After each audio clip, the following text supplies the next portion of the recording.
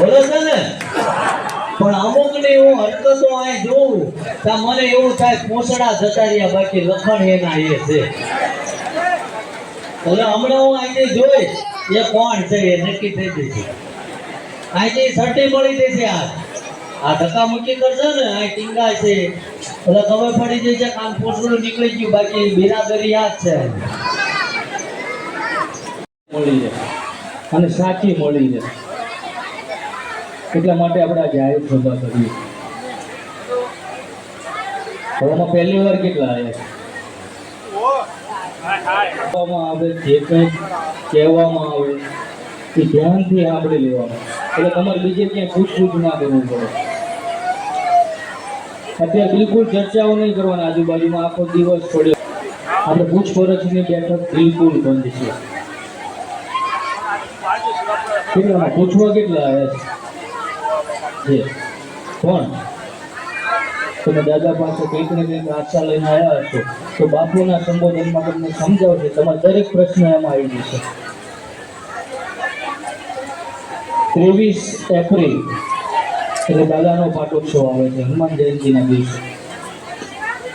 એના ભાગરૂપે અત્યારે બધી બાજુ વ્યવસ્થાના કામ ચાલુ એટલે આપણે બેઠક બંધ છે સદંતર. એટલે સંબોધન બાપુનું પૂરું થાય, સભા પૂરી થાય એટલે કોઈ અહીંયા આગળ આવીને બાપુને મળવું છે, 5 મિનિટ પૂછવું છે એની કોઈ દલીલ ના થતા. પણ જે કંઈ હોય પ્રશ્ન દાદાને સોંપી દેવાનું સાથે એ બધું બાપુ સમજાવશે. આપણે હનુમાન જયંતિના દિવસે 23 એપ્રિલે આપણે પાટોત્સવ છે. કેટલા આવવાના? કેટલા આવવાના? કેટલા આવશે? રાત્રે ડાયરો છે આપણે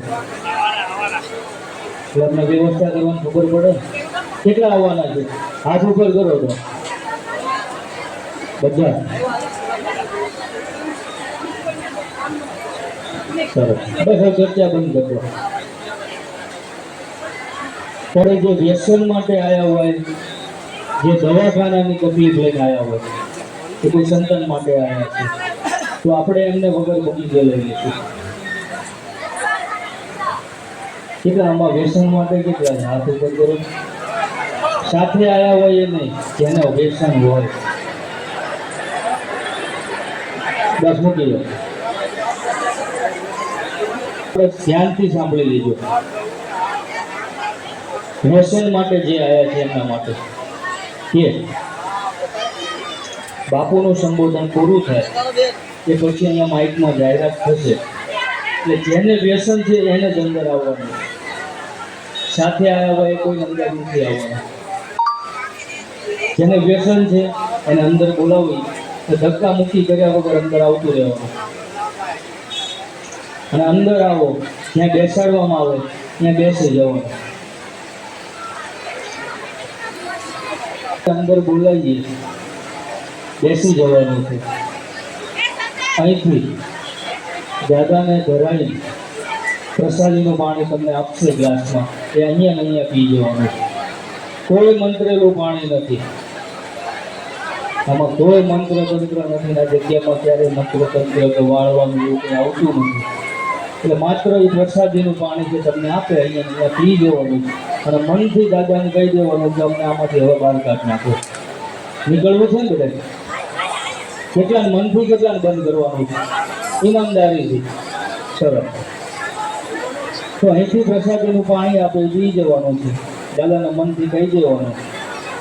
અને કાલથી તો ચર્ચાઓ બંધ કરી દો. અને કાલથી જેને વ્યસન છે એને રોજ એક ટાઈમ દાદાના નામની અગરબત્તી કરવાની. સવાર કરો, બપોર કરો, સાંજે કરો, જ્યારે કરો ત્યારે 2 અગરબત્તી આપણે પાણી આવવું હોય, પાણી રાખવાની જગ્યા ત્યાં પ્રગટાવી મનથી દાદાને યાદ કરી અને આપણે વ્યસનમાંથી બહાર નીકળી જઈએ એના માટે પ્રાર્થના કરવાની. અને એ સમયે જે ભભૂતિ બની હોય અગરબત્તી એ ગ્લાસમાં ખૂંચેલી 2 ઘોંટા પાણી પી જવાનું. અને પછી એ 2 અગરબત્તી આપણે ઘરનું બહાર શાક હોય ત્યાં બહારની બાજુએ ઉપર લગાવી દેવાનું. રોજ એક ટાઈમ કરવાની અને 21 દિવસે બંધ થઈ જાય. એટલે દાદાના દર્શન કરી જવાના. દર્શન કરીને જાઓ એ પછી જ અગરબત્તી અને પાણી પીવાનું શરૂ જ રાખવાનું, એ બંધ નથી કરવાનું. જ્યાં સુધી તમને ફૂલ કોન્ફિડન્સ ના આવે કે આમાંથી આપણે બહાર નીકળી ગયા, ત્યાં સુધી એ ચાલુ રાખવાનું. અને મહિને દર્શન કરી જવાના દાદાના. સમજાઈ ગયું ભાઈ વ્યસનવાળાને? હા કે ના? હા તો બસ કાલથી શરૂ કરી દેવાનું આપણે. હવે દવાખાના માટે કેટલા આવ્યા છે? મંદિરની ત્રણેય બાજુ બોર્ડ માર્યા છે કે અહીંયા કોઈ ચમત્કાર નથી. વાંચ્યા ને બધા કે અહીંયા તમારી શ્રદ્ધા જ કામ કરશે. અહીંયાથી કોઈ પણ જાતના ચમત્કારનો દાવો કરવામાં આવતો નથી. અને બીજું એ લખ્યું છે કે પહેલા ડોક્ટરની સલાહ લેવાની. દવા જરૂરી છે પણ ડોક્ટરની દવા લેવા છતાં કોઈ ફરક ના પડતો હોય, દવા લાગુ ના પડતી હોય કે રિપોર્ટમાં કંઈ ના આવતું હોય, તો આપણે દાદાને પ્રાર્થના કરવાની કે જે કંઈ પરિસ્થિતિ છે એમાં આપણને રાહત આપે. ઘણા બધા એવા આવતા હોય છે, બહુ ઇમરજન્સી છે, આટલા ટાઈમથી તકલીફ છે, બાપુને વાત કર્યા વગર ચાલે એવું નથી. પણ અહીંયા એક જ સિસ્ટમ છે, જેટલી કંઈ તકલીફ છે આજ સુધી જે હતી આજે દાદાને સોંપી દો. અને અહીંથી તમારી પાસે પાણીની બોટલ હોય તે અહીંથી ભરી લેવાની. અને જ્યારે દર્શન માટે ખોલે, દર્શન કરવા જાઓ ત્યાં આગળ એ પાણી પ્રસાદીનું કરી દેશે. અને જેને તકલીફ છે એને એ પાણી કાલથી પીવડાવવાનું. પાણી કઈ રીતે પીવડાવવાનું? તો ઘરે બીજી એક બોટલ પાણીની ભરી લેવાની, એની અંદર પ્રસાદીનું પાણી 2 ઘૂંટા જેટલું ઉમેરી દેવાનું. અને જેને તકલીફ છે એને સવારથી એ પાણી પીવડાવવાનું શરૂ કરવાનું. એ બોટલ પૂરી થઈ જાય પછી ઘરનું પાણી પીવડાવવાનું. આ રીતે રોજ એક બોટલ પાણી બનાવી લેવાનું. અને જેને તકલીફ છે એને દાદાનું નામ લઈને રોજ પીવડાવવાનું. અને પરિવારમાંથી કોઈ એક સભ્યને દાદાના નામની 2 અગરબત્તી કરવાની. એ પાણી આરે 2 અગરબત્તી કરી દાદાના મનથી યાદ કરી જે કંઈ તકલીફ છે એની પ્રાર્થના કરી અને 12 સાથે લગાવી દેવાની. રોજ એક ટાઈમ કરવાની હોય. તમારી પહેલાં હજારો નહીં લાખો માણસો આવી ગયા છે દાદા પાસે, રાહત લઈ ગયા છે. એટલે તમારી શ્રદ્ધા જ અહીં કામ કરશે. તમે બધે જોવરાઈને આવ્યા છો, ક્યાંક ને ક્યાંક પૂછીને આવ્યા છો, ક્યાંક ને ક્યાંક કીધું હશે. અહીંયા એ સિસ્ટમ નથી. અહીંયા તમારું કામ થવું જોઈએ.